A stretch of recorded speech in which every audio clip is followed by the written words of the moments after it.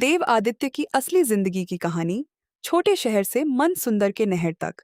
Intro, suspenseful music. क्या आपने कभी सोचा है कि टीवी पर एक कॉन्फिडेंट और पॉपुलर एक्टर को देखकर उसके पीछे छिपी असली कहानी क्या होगी? आज हम बात करेंगे मान संदर के नाहर यानी देव आदित्य की। एक ऐसे लड़के की कहानी जो एक छोटे शहर से निकला, जिसने इंजीनियरिंग की पढ़ाई की, कॉर्पोरेट जॉब भी की, लेकिन एक दिन उसे एहसास हुआ कि शायद उसकी असली मंजिल नौकरी नहीं बल्कि एक्टिंग है। और फिर शुरू हुआ एक ऐसा सफर जिसमें सपने तो बड़े थे, लेकिन रास्ता बिल्कुल आसान नहीं था। यह कहानी है देव आदित्य की, एक इंजीनियर से एक्टर बनने तक की। एक फिल्म जिसने सपना बदल दिया। कई लोगों के जीवन में कोई एक ऐसी चीज होती है जो उनके अंदर छिपे सपने को जगा देती है। देव आदित्य के लिए वह प्रेरणा बनी आर्तिक रोशन की फिल्म धूम 2। देव ने इंटरव्यूज में बताया कि आर्तिक रोशन को देखने के बाद उनके अंदर एक्टर बनने की इच्छा और मजबूत हुई। वह सिर्फ फिल्मों को देखने वाले इंसान नहीं रहे, बल्कि उन्होंने खुद से एक सवाल पूछा, क्या मैं भी एक दिन एक्टर बन सकता हूँ?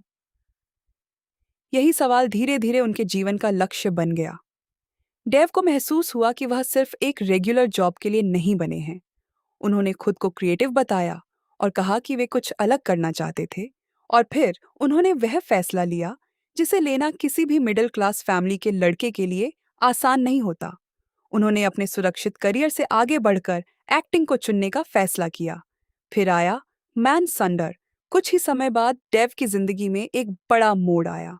उन्हें मैन संडर में काम करने का मौका मिला, और इस बार सिर्फ कोई छोटा रोल नहीं, बल्कि एक लीड रोल। यही वह मौका था जिसका डेव बैरिस्टर बाबू के बाद इंतजार कर रहे थे।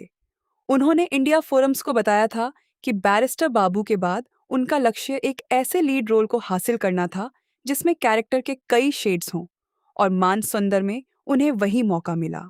उन्होंने शो में नाहर का किरदार निभाना शुरू किया। धीरे धीरे नाहर और डेव आदित्य के बीच की पहचान ऑडियंस के लिए लगभग एक जैसी होने लगी।